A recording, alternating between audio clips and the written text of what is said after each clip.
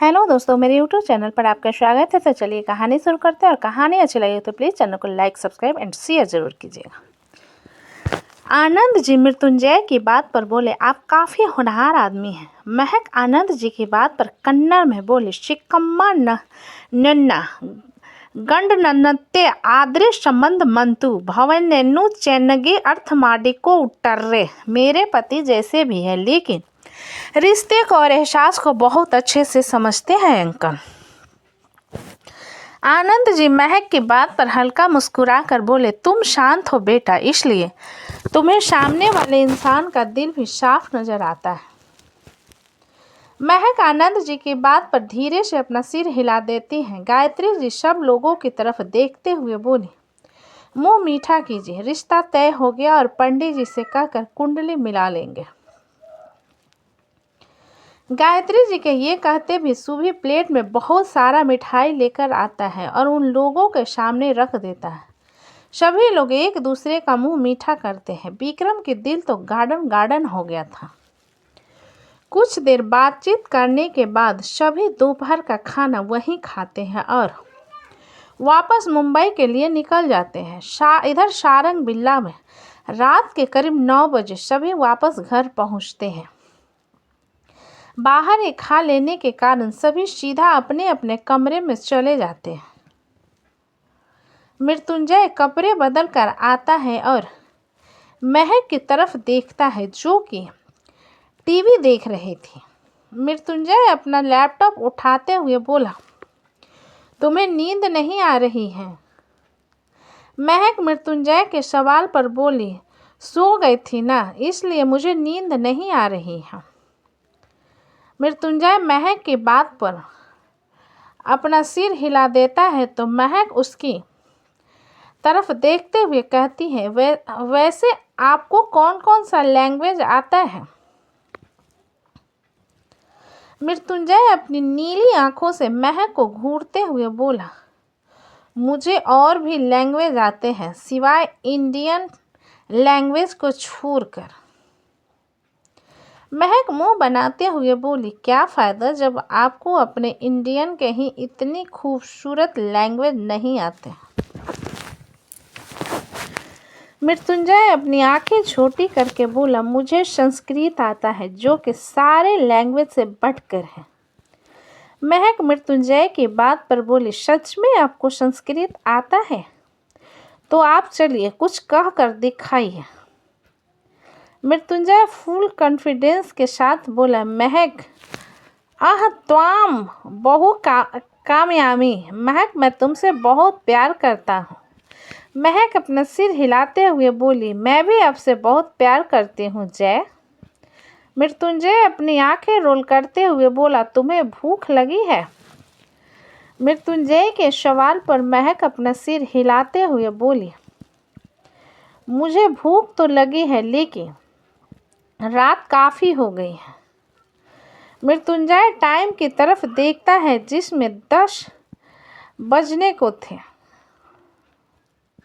Mrityunjay laptop बंद करते हुए बोला, चलो हम साथ में कुछ कुकिंग करते हैं। महक अपनी आंखें बड़ी करके बोली, आप बावर्ची वाला काम कब करोगे? सच में या काम कम करोगे? सच में या फिर मेरे साथ मजाक कर रहे हो? मृत्युंजय अपने नाइट सूट के स्लीव को ऊपर करते हुए बोला, मृत्युंजय सारंग, मैं बहुत सारे टैलेंट है, धीरे धीरे बताऊंगा, चलो। महक मृत्युंजय की बात पर अपना सिर हिला देती है और दोनों नीचे आ जाते हैं और सीधा किचन की तरफ चले जाते हैं। मृत्युंजय किचन की लाइट ऑन कर पूरे किचन को देखने के बाद बोला, आफ्टर लॉन्ग टाइम। महक पीछे से आते हुए बोली, इतना भी मत फेंकिए। मृत्युंजय महक को घूरते हुए बोला, मैं तुम्हें फेंकू आदमी लगता हूँ? महक अपना सिर हिलाकर बोली, ऑफ कोर्स।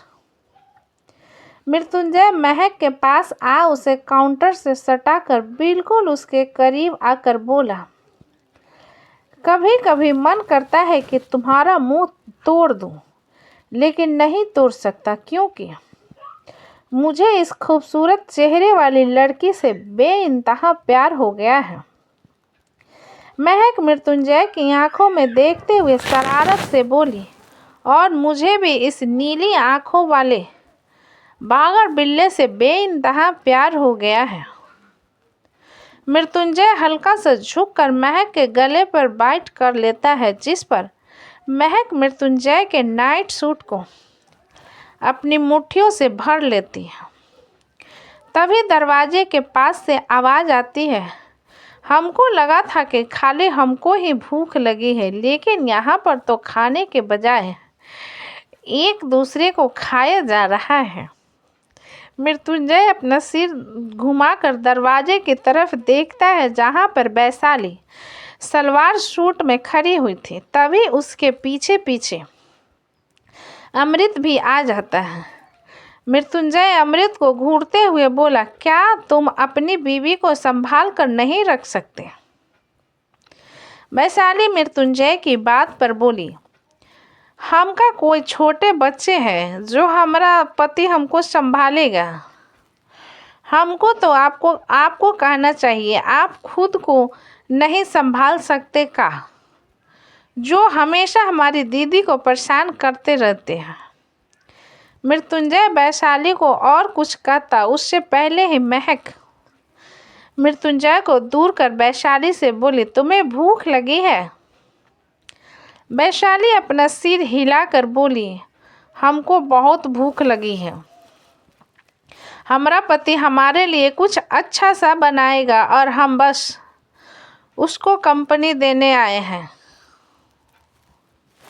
महक वैशाली की बात पर बोली, अच्छा एक काम करते हैं, तुम दोनों आराम से बैठ जाते हैं और हमारे हस्बैंड हमारे लिए कुकिंग करेंगे। मृत्युंजय महक की बात पर बोला, अब ये ज़्यादा हो रहा है महक। हम दोनों में तय किया था कि हम दोनों साथ में कुकिंग करेंगे और तुम दोनों आराम से बैठोगे और मैं तुम्हारे लिए कुकिंग करूँगा, ऐसा कभी नहीं होगा। मृत्युंजय के ये कहने पर कि वो अकेले खाना नहीं बनाएगा, महक इसकी तरफ देखते हुए बोली, तो मैंने आपको अकेले बनाने के लिए ही कहा आप अमृत भी आपके साथ बनाएंगे ना? मृत्युंजय अपनी आंखें छोटी करके बोला, महक मेरे साथ गेम प्लान करने की कोशिश मत करो। हम दोनों साथ में बनाने के लिए आए थे ना, तो इन दोनों के आने के बाद तुम इस तरीके से पलट कैसे सकती हो? महक मृत्युंजय की बात सुन अपना सिर हिला अमृत से बोली, अमृत भैया आप बताइए, आप यहाँ क्या करने आए हैं? अमृत वैशाली के सवाल पर बोला, मैं खाना बनाने आया हूँ। महक अपना सिर हिला फिर से बोली, किसके लिए बनाने आए हो?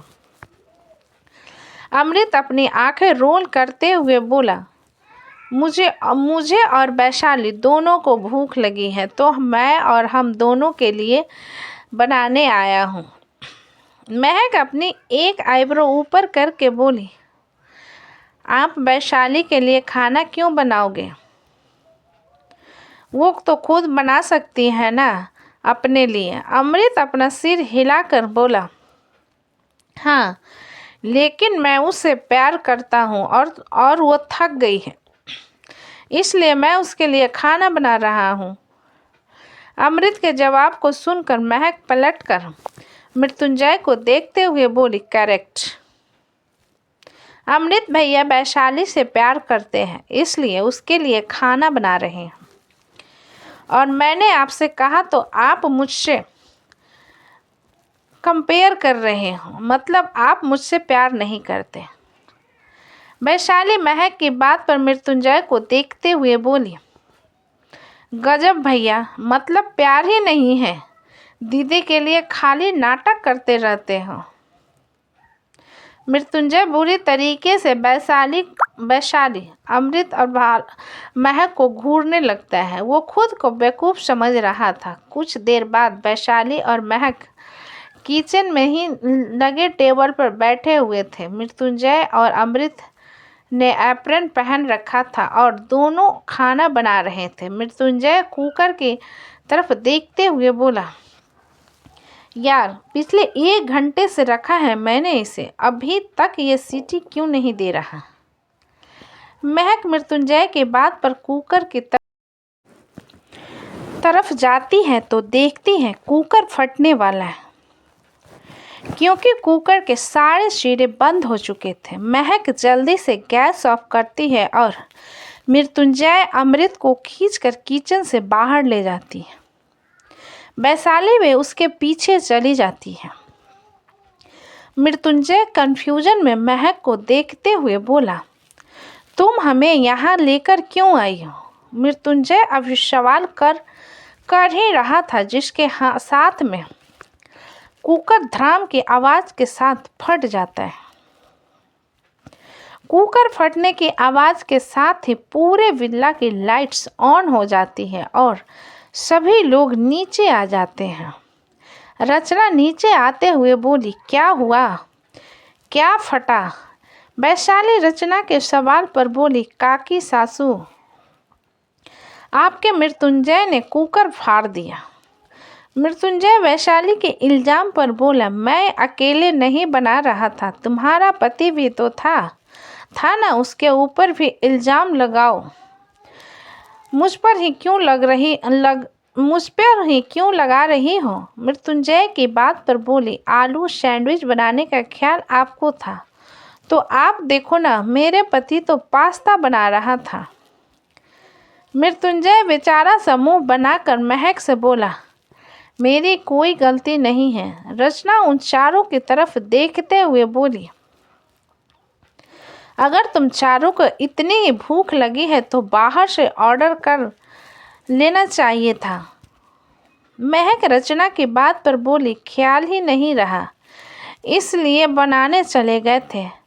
वैशाली महक की बात पर बोली, अगर हम बनाते ना तो ऐसा कोई तमाशा नहीं होता। पिछली बार मेरे पति ने बनाया था खाना, इस बार जरूर ये बड़के भैया के कारण हुआ है सब कुछ। अनमोल नीचे आते हुए बोला, हो क्या रहा है यहाँ पर। विकल्प अनमोल की बात पर बोला, मृत्युंजय भाई ने कुकर फाड़ दिया। सब लोगों के इल्जाम को सुनकर मृत्युंजय इरिटेट होकर बोला, अरे यार, मैंने नहीं कहा था कुकर से तुम फट जाओ, वो फट गया तो मेरी क्या गलती है। सभी मुझ पर चढ़ रहे हो, तुम लोगों को डर नहीं है क्या मेरा। वैशाली किचन की तरफ जाते हुए बोले, यहाँ पर तो पेंटिंग बन गया है। विप्लव भी आकर पूरे किचन को देखते हुए बोला, ब्रो आपने क्या डाला था कुकर में। आलू बस डालना था ना, इसमें पीला पीला क्या नज़र आ रहा है। मृत्युंजय एप्रन निकालकर फेंकते हुए बोला, मुझे नहीं लगी है भूख, नहीं खाना मुझे कुछ जा रहा हूँ मैं। इतना कहकर मृत्युंजय अपने कमरे की तरफ गुस्से से चला जाता है। मृत्युंजय के जाने के बाद रचना, अमृत, वैशाली और महक की तरफ देखते हुए बोली, किचन को तुम लोगों ने खराब किया है तो साफ कौन करेगा। महक रचना की बात पर बोली, मृत्युंजय की बीबी साफ कर लेगी। तो दोस्तों, कहानी कैसी लगी मुझे कमेंट में लिखिए। अच्छी लगी हो तो प्लीज़ चैनल को लाइक करें, सब्सक्राइब करें और ज़्यादा से ज़्यादा शेयर करें। कहानी को पूरा सुनने के लिए धन्यवाद।